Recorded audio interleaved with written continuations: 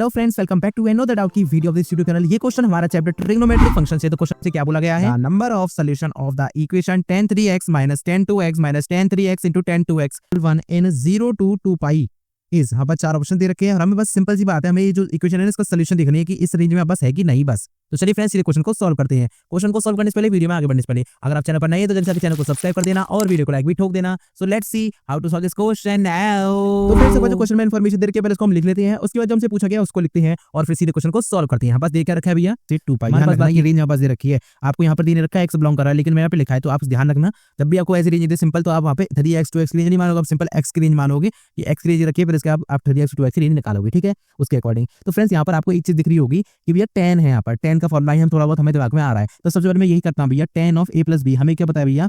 tan of a plus b, क्या फिर minus B. तो मैं a माइनस बी लिखता हूँ क्योंकि यहाँ पे यूज हो रहा है उसका, वो मुझे किस पता चला उसको मैं आपको बताता हूँ। ये होता है बस में tan ऑफ a माइनस में tan ऑफ b होल अपन में 1 plus tan of a into में tan ऑफ b। अब ये कैसे हो गया भैया? देखिए, इतना तो आपको समझ आ रहा है, tan 3x minus tan 2x यहाँ पे माइनस आ रहा है, तो इसलिए अगर मैं a को क्या 3x मान लूँ और जो 2x को मैं b मान लेता हूँ, मतलब कि अगर मैं यहाँ पर लिखना चाहूँ इसको ही, इसको मैं लिखना चाहूँ, देखिए a को मैं 3x मान लेता हूँ, ठीक है, माइनस में 2x, ये बस क्या हो जाएगा tan ऑफ 3x माइनस में tan ऑफ 2x, ठीक है, ऊपर वाला हमें मिल गया टर्म, अपन में क्या हो जाएगा 1 प्लस में tan ऑफ 3x इंटू में tan ऑफ 2x, ठीक है। अगर आप ये चीज नोटिस करेंगे तो हमें क्या है, ऊपर वाला नीचे वाला ऑलमोस्ट हमें मिल चुके हैं। अगर मैं इसको यहाँ पर ये वाला जो एक्सप्रेशन है, अगर इसको 1 कर देता हूँ तो ये नीचे वाला इसको मल्टीप्लाई करूंगा क्रॉस मल्टीप्लाई में, तो ये इधर आ जाएगा पूरा। अगर ये इधर आएगा तो फिर 1 को एक साइड कर देंगे और इसको फिर मैं इधर भेजूंगा, जब आरएचएस में तो बस नेगेटिव आ जाएगा, नहीं आ रहा वो समझे बिल्कुल भी। तो देखिए यहाँ से मैं क्या करता हूँ, पहले इसको मैं 1 कर लेता हूँ। अगर मैं इसको 1 करूंगा तो इसका मतलब क्या हो गया, tan of 3x minus 2x, मतलब कि tan x मेरे पास कितना है भैया 1। इसका मतलब क्या हो गया यहाँ से कि यहाँ पास tan x 1 है, ध्यान रखना, ये यहाँ पास क्वेश्चन में हमें निकालना है, tan x मेरे पास 1 आया है, तो इसका मतलब x की वैल्यू पास कितनी आ रही है?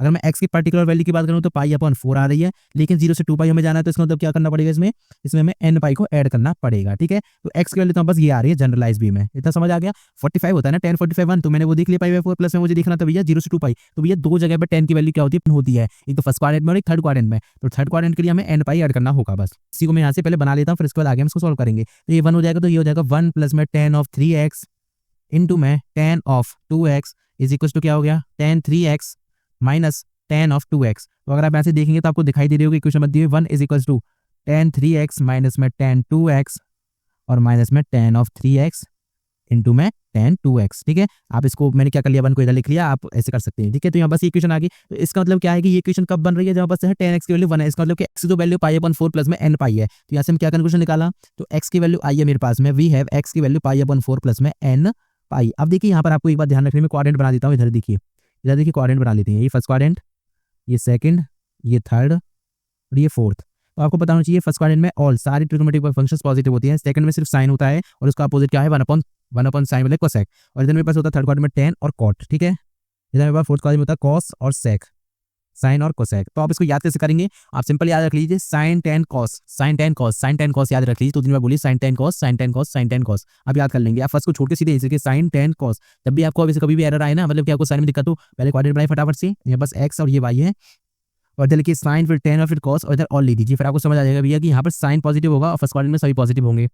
यहाँ पर थर्ड क्वाड्रेंट में सिर्फ tan होगा पॉजिटिव और कोई पॉजिटिव नहीं होगा, और यहाँ पर सिर्फ फोर्थ क्वाड्रेंट में cos पॉजिटिव होगा। तो ये आपको ध्यान रखना है, ठीक है। क्वाड्रेंट वाइज आपको चलना है। तो π/4 अगर मैं देखूँ तो सिर्फ π/4, अगर मैं n की वैल्यू कर देता हूँ, अगर मैं n को 0 करूंगा तो x वैल्यू मुझे मिलेगी π/4, और मैं n की वैल्यू अगर 1 कर देता हूँ यानी कि पाई हो जाएगी मेरे पास में, तो x वैल्यू हो जाएगी पाई प्लस में π/4 कितना हो जाता है 5 π/4, ठीक है। इतना समझ आ गया।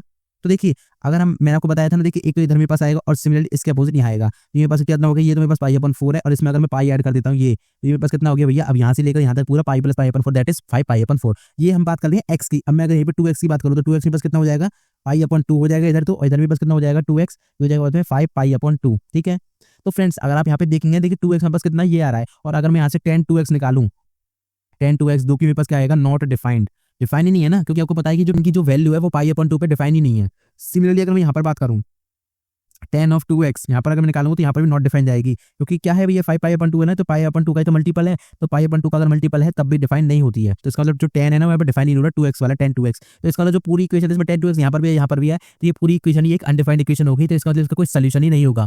क्यों? क्योंकि अगर मैं इधर tan 2x की वैल्यू डालता हूँ, देखिए यहाँ पर कितनी पाई अपन 2 तो यहाँ पे अनडिफाइंड हो जाएगा, ये मतलब कि इन्फिनिटी कह लो या फिर नॉट डिफाइंड कह लो। अगर यहाँ पे not defined is equals to 1 है तो not defined can not be equals to 1, या फिर कह सकते हैं हम इन्फिनिटी कभी भी 1 के बराबर नहीं हो सकती। तो इसका मतलब क्या हो गया, ये हमारा इस क्वेश्चन का जो आंसर होगा वो 0 हो जाएगा, कोई भी सोल्यूशन एग्जिस्ट नहीं करता है इस इक्वेशन के लिए, ठीक है। तो देयरफॉर हम क्या कह सकते हैं, नंबर ऑफ सोल्यूशन इज 0, ठीक है। तो ये हमारा इस क्वेश्चन का आंसर हो गया, ठीक है फ्रेंड्स। तो इससे आपको पूरा क्वेश्चन सॉल्व करना था। आई होप ये क्वेश्चन क्लियर हो गया होगा।